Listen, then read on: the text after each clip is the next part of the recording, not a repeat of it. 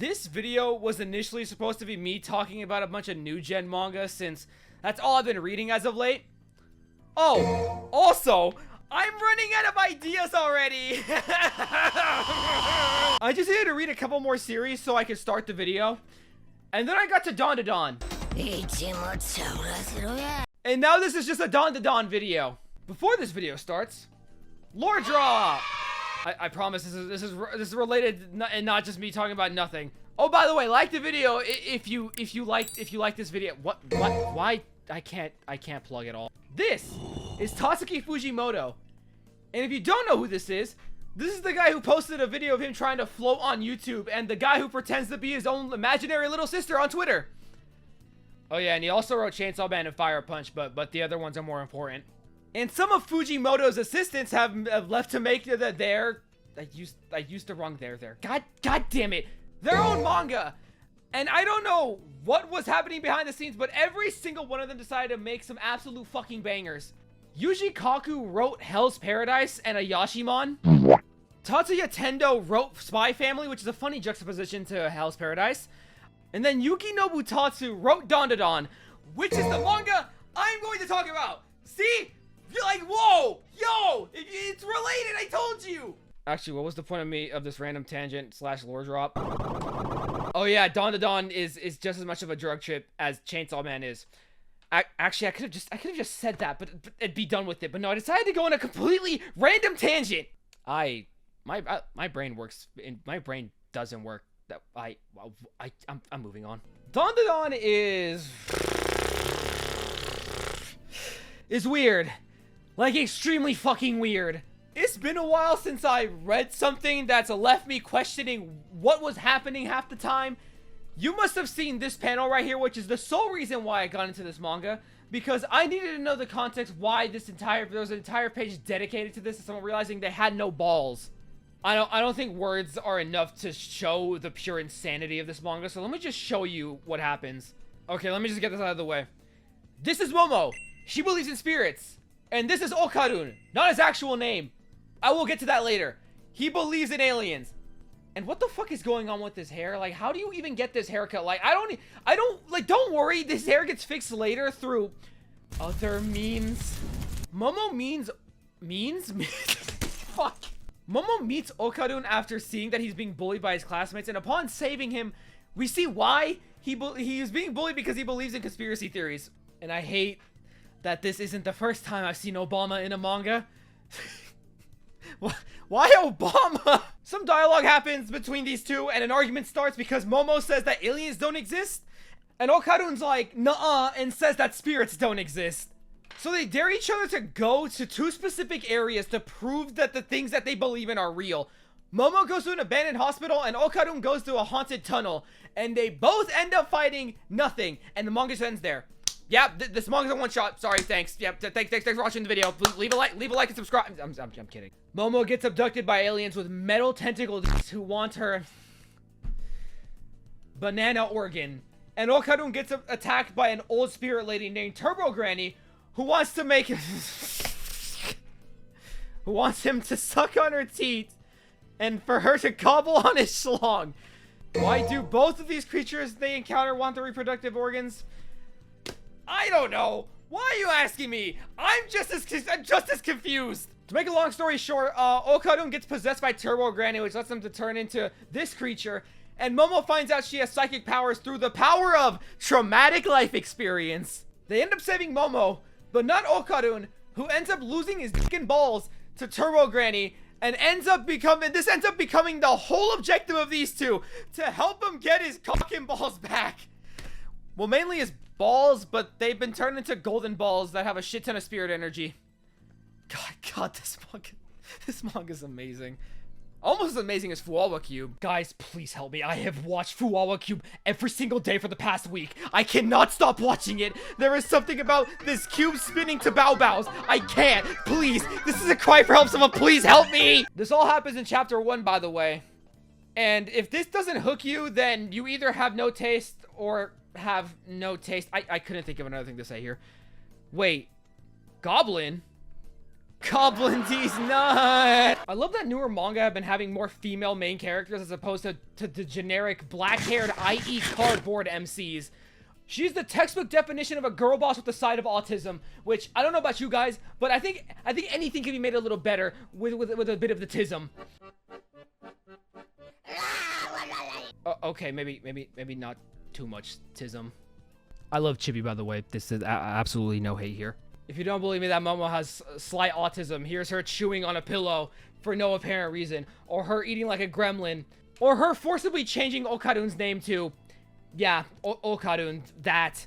Strictly because he happens to share the name of her celebrity crush, Ken Takakura, and she can't handle that because every time that name is mentioned, she just flips the fuck out.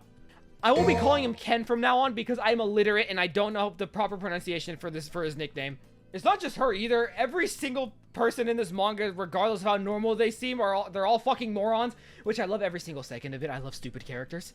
Ken is a socially inept nerd who loses his shit whenever someone mentions anything related to aliens, and when he turns into his possessed form, he becomes extremely depressed, which I can personally relate to because I also hate living. I mean, I would also hate my life if I had no balls. And according to these aliens, he also has nice meat. Do what you will with this information. Momo's grandma is just a spirit medium and a fucking weirdo, but she's hot, so I'll let it slide. Would.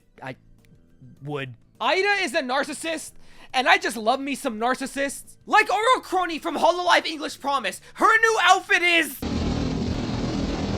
And Turbo Granny's a cat. Still better than Kon in every single way. Actually, it's not even a fair comparison. I just finished reading Bleach recently, and I just wanted to mention Bleach at least once. Don't even get me started on this, dude. I feel like a broken record when I say this at this point, but art good. Like, really good. What can I say? I like reading stuff that makes my eyes nut. I mean, just look at some of these panels. They look phenomenal. Like, what is Tatsuki Fujimoto doing to these people, man? Like, holy shit. Oh, dude ass on screen. Something that I don't really like about action-oriented manga, which is gonna sound really counterintuitive, but it's the action. Half the time when I'm reading action manga, I guess the actual fighting, I have no idea what's happening half the time.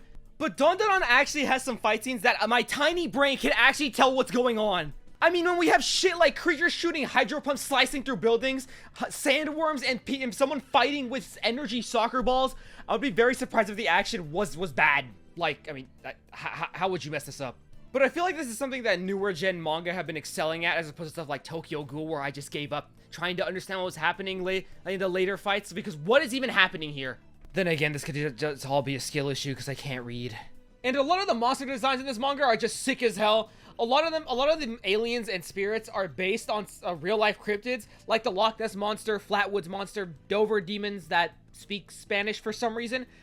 A giant crab and oh my god, tall woman. I mean, I'd call her mommy too. Never mind. And some of these monsters and some of these scenes just come straight out of a horror manga. Like, some of these just genuinely creep me out. As goofy as the name Turbo Granny sounds, she is actually fucking horrifying. And whatever the hell this thing is, and oh god, I am leaving out a decent amount of information, but because I don't really like spoiling things, but something I will not leave out is how fucking cute these two morons are. I love these two awkward dorks so much. I would do anything for them to be happy. I would rip my leg off and shove it up my ass if it meant these two would enter a happy and healthy relationship. I mean, look at them holding hands. Oh my god! How do you do it? How do you make them the greatest source of dopamine on the planet? Gigi, if you don't stop blocking them, I swear to God. I haven't felt like this for a romantic subplot in a long time. I just want these two to be happy, dude. Like, there are so many chaotic and stupid things in this manga that, once again, I feel like that this video doesn't do justice. But here are some examples of events that happen. The Spanish-speaking crab needs some blood for his son so he could give him a transfusion, and the blood of these creatures turns out to be milk. His blood is milk. A surprise metal concert that I would 100% go to, because this just looks sick. Jennifer Lopez Anaconda. I'm just gonna leave it at that. And Moe fucking Kyun. And how could I forget the training arc where Ken fights Bach, Beethoven, and Mozart? I don't recognize the other one. I'm sorry. I'm a failure as a musician. And weirdly enough, like almost everything I talk about at this point, an anime has been announced for this, and it's being animated by Science Saru, which are the same people who made Devilman Crybaby. And if that doesn't get you hyped for this anime, I don't know what will, because this trailer looks so good. Hey, just to prove that the majority of the things that I talk about gets an anime, I saw this yesterday as the making of this video, which really dates this, but yep, the Summer Hikaru Died is getting an anime. Bow down to me because I apparently have the power to spawn anime adaptations. Please don't, by the way, that was a joke. I don't deserve to be idolized. But, yeah, once again, I don't know how to end this. So, read Dandadan. Watch the anime. Do whatever you want. Just consume Dandadan. Eat a Dandadan. Shit out. One of these days, I'm going to make a normal outro and it's not going to be scuffed. Or who knows, maybe you guys like the scuffed outros. I don't know. Maybe I'll keep doing them. But if you guys did enjoy the video, please make sure to leave a like and subscribe because that'd be very poggers. And yeah, do that, please. That make me happy if y'all want to make me happy because I hate living. Why can't I be normal? But yeah, have a good night, day, evening. Yeah, see you guys. For the people who stayed till the very end, number one, thank you. Number two, for that last bit where I destroyed your guys' ears with max gain, I forgot to lower the gain for when I was speaking a line, so here's a little blooper of me just realizing I'm dumb. It's just a spear medium and a fucking weirdo, but she's hot, so I'll let it slide.